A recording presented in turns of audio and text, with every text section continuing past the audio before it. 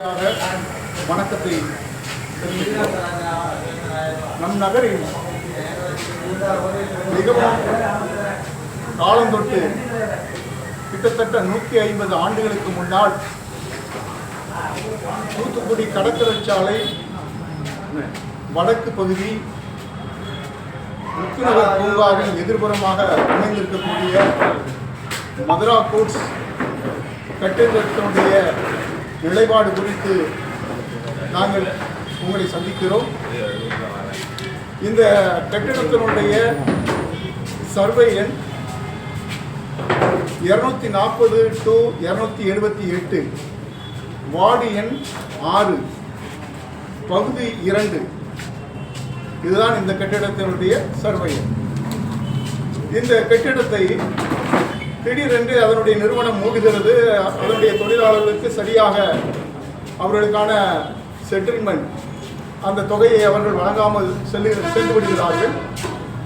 இந்த நிலையில் தூத்துக்குடியில் பிரபல தொழில் நடத்தக்கூடிய வேலவன் ப்ராப்பர்ட்டிஸ், அதாவது வேலவன் ஹைபர் மார்க்கெட், அதனுடைய உரிமையாளரும் மற்றும் சிலரும் சேர்ந்து வேலவன் ப்ராப்பர்ட்டிஸ் என்ற ஒரு பெயருடன் அந்த கட்டிடத்தை விலைக்கு வாங்குகிறார்கள்.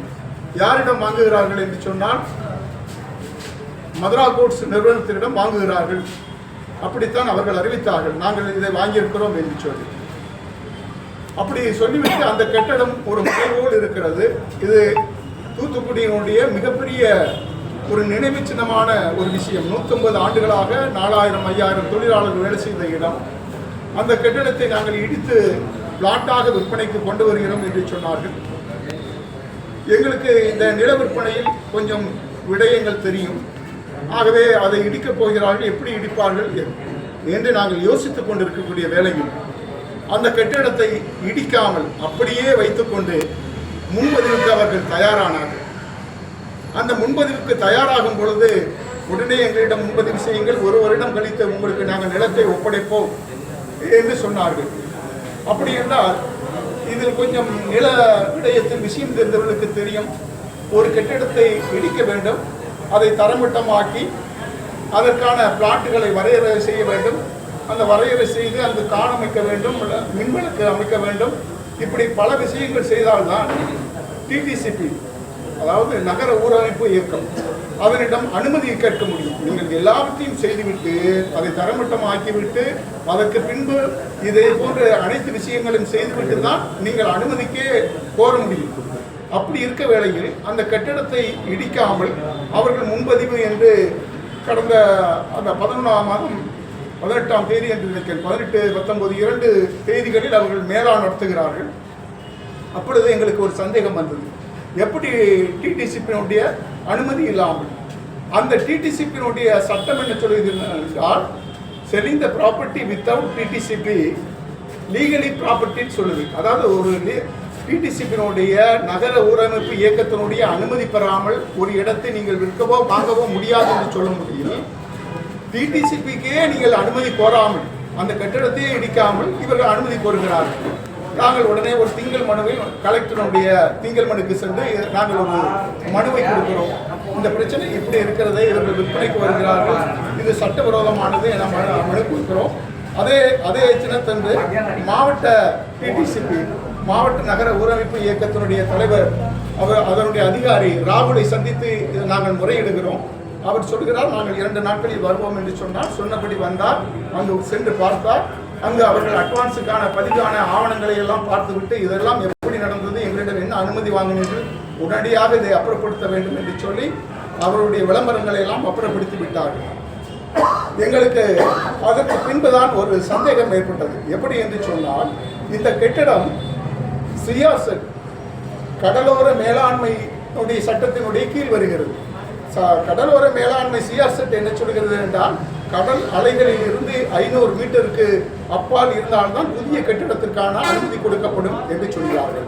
நீங்கள் தனியாருக்கே ஒரு கட்டிடத்திற்கு அனுமதி இப்படி என்றால் ஒரு 5 ஏக்கர் நிலத்தை எடுத்துக்கொண்டு அதை பிளாட் கொண்டு விற்பதற்கு கண்டிப்பாக அனுமதி கிடைக்காது. ஏனென்று சொன்னால் அந்த கட்டடம் கிட்டத்தட்ட 100 மீட்டர் அந்த தூரத்திலே இருக்கிறது, கடலுடைய 100 மீட்டர் தூரத்தில் இருக்கிறது. அது எப்படி சாத்தியம் என்ற ஒரு அபிப்பிராயம், சந்தேகம் எங்களுக்கு ஏற்பட்டது. எனக்கு மட்டுமல்ல, என்னோட நண்பர்களுக்கும் இந்த ஊரில் உள்ள பொதுமக்களுக்கும் ஏற்பட்டது. இன்னொரு விஷயம், அந்த மதுரா போர்ட்ஸ் கட்டிடத்தினுடைய உள்பகுதியில் 50 சென்டில் அங்கு ஒரு சுரங்கம் இருக்கிறது. அந்த காலத்தில் அதனுடைய சரக்குகளை எடுத்து அங்கே வைப்பதற்காக அந்த சுரங்கத்தை அமைத்திருக்கிறார்கள். அப்படி என்றால் சுரங்கம் இருக்கு என்று சொன்னால் நீங்கள் டிஜிஎம்மிடம் அப்ரூவ் வாங்க வேண்டும், தமிழ்நாடு நிலவியல் சுரங்க நிலவியலிடம் அப்ரூவ் வாங்க வேண்டும். இது எதையுமே செய்யாமல், கட்டிடத்தை இடிக்காமல் நான் என்ன வேண்டுமானாலும் செய்வேன் என்று சொன்னதனால் பொதுமக்களுக்கும் எங்களுக்கும் ஒரு சந்தேகம் வர நாங்கள் மதுரா போர்ட்ஸ் மீட்பு தலைமை குழு என்று ஒரு குழுவை அமைத்து கலெக்டரை மறுபடி சந்திக்கிறோம். அடுத்து ஒரு திங்கள் மறுபடியும் மனு கொடுக்கிறோம். இப்படி அவர்கள் தொடர்ந்து அந்த வேலையை செய்கிறார்கள், நீங்கள் இது குறித்து ஆய்வு பண்ண வேண்டும். எங்களுக்கு என்ன சந்தேகம் வருகிறது என்று சொன்னால், இந்த மதுரா போர்ட்ஸுடைய நிலம் யார் இவர்களுக்கு மதுரா போர்ட்ஸுக்கு விற்பனை செய்தது? ஏனென்று சொன்னால், நீங்கள் வரலாற்று ரீதியாக தளங்களில் நீங்கள் போய் தேடுவீர்களானால் தளங்களில் உள்ள செய்திகள் என்ன சொல்கிறது என்றால் 1880ஆம் ஆண்டு இது உருவாக்கப்பட்டது என்று சொல்கிறது. 1880ஆம் ஆண்டு இது உருவாக்கப்பட்டது. இதனுடைய 2 சகோதரர்கள் தான் இதை உருவாக்கினார்கள் என்று சொல்கிறது. அவருடைய பெயர் ஹார்வி பிரதர்ஸ் தான் அன்றைய நாளில் ஹார்வி மில் என்று உருவானது. ஹார்வி மில் என்று தான் அதை அழைப்பார்கள். பின்பு ஒவ்வொரு பேராக அப்படி மாறி வருகிறது. சரி, இந்த ஹார்வி மில்ஸுக்கு அன்றைய பிரிட்டிஷ் அரசு எந்த அடிப்படையில் கொடுத்தது? இந்த நிலத்தை எந்த அடிப்படையில் கொடுத்தது? எந்த அடிப்படையில் என்றால், ஒன்று செட்டில் ப்ராப்பர்ட்டியா, மார்டேஜ் ப்ராப்பர்ட்டியா, பாலினேஷன் ப்ராப்பர்ட்டியா, ரிவேஷன் ப்ராப்பர்ட்டியா என்று கொடுத்தது என்று சந்தேகம் வந்தது. இதில் இந்த சந்தேகம் எங்கே வலுக்கிறது என்று சொன்னால், நீங்கள் எப்படி முன்பதிவே செய்யாமல் நீங்கள் எப்படி அட்வான்ஸ் வாங்க முடியும் என்று நாங்கள் ஒரு கேள்வி எழுப்புகிறோம். மதுரா கோட்ஸும் வேலவன் ப்ராப்பர்ட்டிஸும் ஒரு முன்பதிவு கிரைய பத்திரத்தை நம்மளுடைய தூத்துக்குடி பத்திர அலுவலகத்தில் பதிகிறார்கள். இது 5ஆம் தேதி பதிகிறார்கள், 5/12 பதிகிறார்கள். அப்படி பதியும் பொழுது அந்த நகலை நாங்கள் எடுக்கிறோம். அந்த நகலை எடுத்தால் அந்த நகலை அந்த நகல் என்ன சொல்லுகிறது என்றால், அவர்கள் அப்படி வேலவன் ப்ராப்பர்ட்டிஸுக்கும் ஹைபர் மதுரா போர்ட்ஸும் எப்படி ஒப்பந்தம் செய்து கொள்கிறது என்று,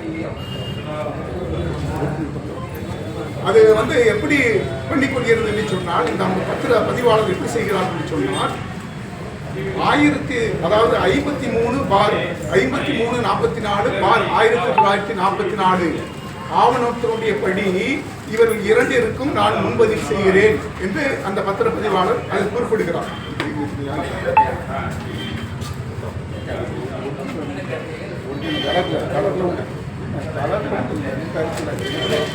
அதாவது அவர்களுடைய பத்திரப்பதிவு எப்படி நடக்கிறது?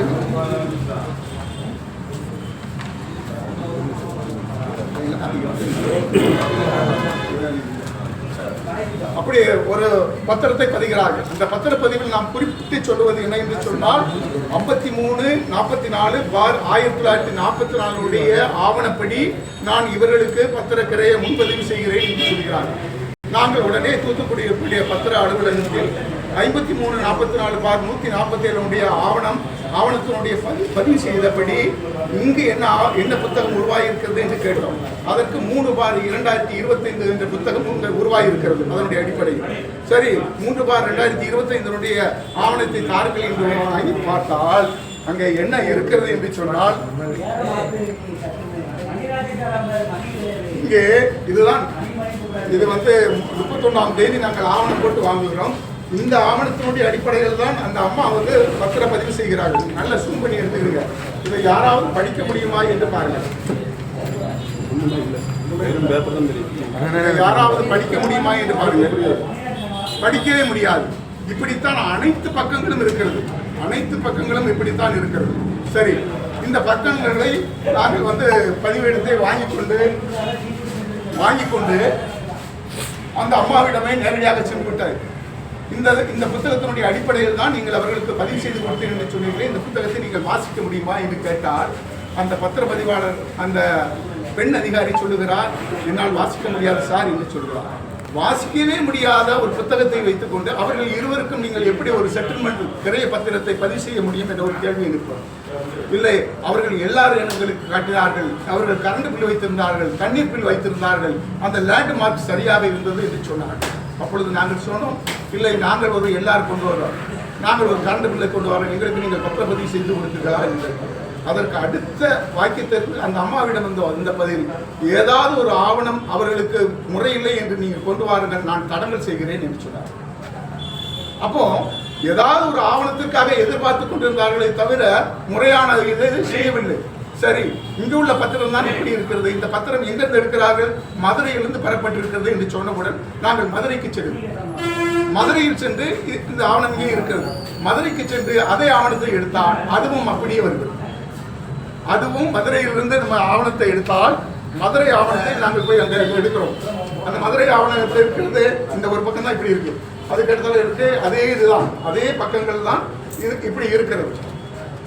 எல்லா பக்கங்களுமே இதுல எந்த அரசினுடைய அதிகாரியினுடைய கையெழுத்து இல்லை, பத்திரத்தினுடைய முதல் பக்கத்தினுடைய பத்திர சீல் இல்லை.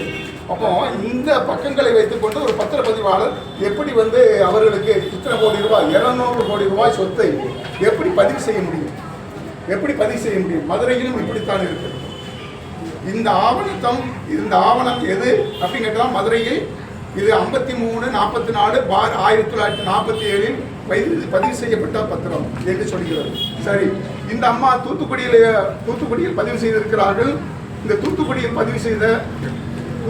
பதிவு செய்த அந்த மனுவை எடுத்துக்கொண்டு சரி இதுதான் இப்படி இருக்கிறது என்று சொன்னால்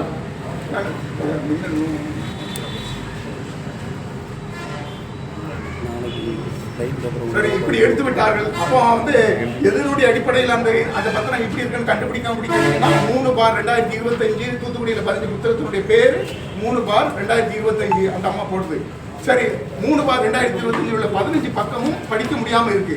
இதை நம்ம சைனீஸ் லென்ஸ் கொண்டு போய் பெரிய பேராசிரியர்களை வச்சு எல்லாத்தையும் பாஸ் வச்சு அவங்களால வாசிக்க முடியல, தெரியலன்னு சொல்லியாச்சு. அதே 3/2025 நம்ம ஆன்லைன்ல போட்டால் அந்த ஆன்லைன் என்ன சொல்லுங்க, ஒரே புத்தகத்தினுடைய தான் நம்ம போடுறோம். அந்த ஆன்லைன் என்ன சொல்லுது, இப்படி ஒரு பக்கத்தை கொடுக்கும். இதுல என்ன இருக்கு, அரசினுடைய சீல் இருக்கு, நம்பர் இருக்கு, நேஷனாலிட்டி இருக்கு, சிட்டி இருக்குது. அது எப்படி சார் 3/2025 ஒரு நம்பருடைய புத்தகம் வாசிக்கவே முடியாத 15 பக்கங்களை கொடுக்கிறது. அதை வைத்து பத்திரப்பதிவாளர் பத்திரம் பதிவு செய்து என்று சொல்கிறார்கள். ஆனால் அதே 3/2025 ஆன்லைனில் செய்தால் இங்கே என்ன பேப்பர் வருகிறது, இது எல்லாம் தெளிவாக நீங்க பாருங்க, இது கொடுக்கிறது. இரண்டுக்கும் பெரும் முரண்பாடு இல்லையா? இதை 4 லட்சம் ரூபாய்க்கு வாங்கியிருக்காங்க அப்படின்னு சொல்லுது. இது எப்படி சாத்தியம்? இங்கதான் நம்முடைய சந்தேகம் அதிகமாக வலுக்கிறது. அப்படி என்றால் இது வேற ஆன்லைனா, இது தூத்துக்குடியை இது தமிழ்நாட்டை சேர்ந்தது அல்லவா, இந்தியாவை சேர்ந்தது அல்லவா? அது எங்கிருந்து வந்தது? 3/2025 புத்தகத்தினுடைய பக்கங்கள் அது எங்கிருந்து வந்தது? இது எங்கிருந்து வந்திருக்கிறது? எது தவறு, எது சரி? இது சரி என்றால் அது தவறு, அது தவறு என்றால் இது சரி. அப்படி என்றால் 2 பக்கங்களை எப்படி கொடுக்க முடியும்? ஆகவே நாங்கள் என்ன சொல்லுகிறோம் என்று சொன்னால் 10/11 இருந்து 10/11 இருந்து நாங்கள் ஆரம்பிக்கிறோம். மாவட்ட ஆட்சித்தலைவருக்கு 2 மனு நேரடி மனு கொடுக்கிறோம், 2 திங்கள் மனு கொடுக்கிறோம். கொடுத்து எவ்வளவு நாள் ஆகுது அப்படின்னு கேட்டீங்கன்னா கிட்டத்தட்ட 70 நாட்கள் ஆகுது. 70 நாட்கள்கிட்ட மாவட்ட ஆட்சித்தலைவர்கிட்ட முழு அதிகாரம் இருக்கிறது. இந்த நாட்டில் 3 பேருக்கு பவர், ஒன்று பிஎம், ஒன்று சிஎம், ஒன்று டிஎம். டிஎம்னா டிஸ்ட்ரிக்ட் மேஜிஸ்ட்ரேட், கலெக்டர். அவருக்கு அதிகாரம் இருக்கு. நாங்கள் சொல்றோம் இந்த கட்டடம் அரசனுடைய நிலமாக சார்ந்ததாகத்தான் இருக்கும் சொல்லி எங்களுக்கும் பொதுமக்களுக்கும் சந்தேகம் இருக்கிறது, நீங்கள் பார்க்க வேண்டும் என்று சொல்லி 70 நாட்களாக போராடி கொண்டு இருக்கிறோம். அவர் மௌனமாக இருக்கிறார். இந்த மௌனம் எங்கிருந்து அழுத்தத்தை கொடுக்கிறது? தமிழக அரசிலிருந்து அழுத்தத்தை கொடுக்கிறதா, திராவிட முன்னேற்ற கழகத்தை கட்சியிலிருந்து அழுத்தத்தை கொடுக்கிறதா? ஏன் அவர் உங்கள் மீது எங்களுக்கு சந்தேகமா இருக்கு, உடனடியாக இதை நிறுத்துங்கள், நாங்கள் சொன்ன பின்பு நீங்கள் அதை ஆரம்பிங்கள் என்று சொல்லியிருக்கலாமே, ஏன் சொல்லவில்லை? அவர் என்ன சொல்லுகிறார் என்றால் அவர் டிஆர்ஓக்கு கொடுக்கிறார், டிஆர்ஓ என்ன சொல்லுகிறார், ஆர்டிஓக்கு கொடுக்கிறார், ஆர்டிஓ என்ன சொல்கிறார், தாசில்தாருக்கு கொடுக்கிறார். என்னுடைய தோழமை நட்பு அமைப்புகள் மீட்புக்குழு அமைப்பு தோழமை இன்னொரு அமைப்பு ஆர்டிஓ போய் பார்க்கும் பொழுது அவர் என்ன சொல்லுகிறார், உடனே போன் எடுத்து நான் நிப்பாட்ட சொன்னா நிப்பாட்டுறேன்னு காட்டுறாரு. அது எப்படிங்க ஒரு மனுவை கொடுத்த உடனே எப்படி நான் நிப்பாட்ட சொன்னா நிப்பாட்டுங்க? இல்லைங்க, மணி இங்கிருந்து வேலை செஞ்சுக்கிட்டே இருக்கு, எங்கிருந்து உங்களுக்கு 10-11 இருந்து வேலை செஞ்சுக்கிட்டே இருக்கு. அப்போ அவங்க நிப்பாட்டவே இல்லை. இவங்க சொன்ன பின்னே அவங்க அதிகமாக அந்த ப்ராப்பர்ட்டியை கலத்துறாங்க. இதுல மட்டும் நல்லா சொல்லணும், தமிழகத்தினுடைய இந்தியாவுடைய சட்டப்படி ஒரு அரசனுடைய நிலம் கொடுக்கிறது, அந்த நிலத்தை அப்படியே கொடுத்துட்டு நீ வெளியே போகணும். அது ஆலினேஷன் ப்ராப்பர்ட்டி அல்லது ரிவேஷன் ப்ராப்பர்ட்டி. அந்த ப்ராப்பர்ட்டியில எவ்வளவு பெரிய கட்டிடங்களோ எவ்வளவு பெரிய அசையா பொருட்களை நீங்க வைத்திருந்தால் நீங்கள் வெளியே போகும்போது அதிலிருந்து ஒரு துரும்பை கூட நீங்க எடுக்க முடியாது. உங்களுடைய மேசைகளை எடுத்துக்கொள்ளலாம், உங்களுடைய பேனாக்களை எடுத்துக்கொள்ளலாம், உங்களுடைய டாக்குமெண்ட் உங்களுக்கான ப்ராப்பர்ட்டிகளை எடுத்துக்கலாம். அசையா சொத்திலிருந்து ஒன்றையும் கடத்தக்கூடாது. ஆனால் முழுமையாக கடத்தி கொண்டிருக்கிறார்கள். 8 கோடி ரூபாய்க்கு அங்கே அவர்கள் ஏலமிட்டு அதை கடத்தி கொண்டிருக்கிறார்கள். அரசு சொத்தாக இருக்கும் பட்சத்தில் இப்பொழுது 1.5 கோடி ரூபாய்க்கு 2 கோடி ரூபாய்க்கு சொத்து வெளியே போயிருக்கிறது என்று சொன்னால் இதற்கு அதிகாரிகள் கைகட்ட வேண்டும் அல்லவா? யோசித்து பாருங்கள். அதிகாரிகள் அங்கிருந்து ஒரு 1000 ரூபாய் திருட்டு போனால் அரசு எவ்வளவு பெரிய நீதிமன்றம் எவ்வளவு பெரிய தண்டனை கொடுக்கிறது? எத்தனை கோடி ரூபாயை இரவும் பகலமாக கடத்தி கொண்டிருக்கிறார்கள். ஏன் ஒரு மாவட்ட ஆட்சித்தலைவர் அதை பற்றி பேச மறுக்கிறார்? ஏன் ஒரு டிஆர்ஓ பேச மறுக்கிறார்? ஏன் ஒரு ஆர்டிஓ பேச மறுக்கிறார்? தாசில்தார் என்ன செய்கிறார்? அவர்கள் இந்த வேலையை தொடர்ந்து செய்து கொண்டே இருக்கிறார்கள். ஏனென்றால் அவர்கள் நான் வாங்கிவிட்டேன், இவருக்கு பணம் கட்டியாச்சு, பத்திரத்தில் பதிஞ்சாச்சு, அதனால நான் கடத்துறேன். அவங்க 8 கோடி ரூபாய்க்கு ஏலம் விட்டு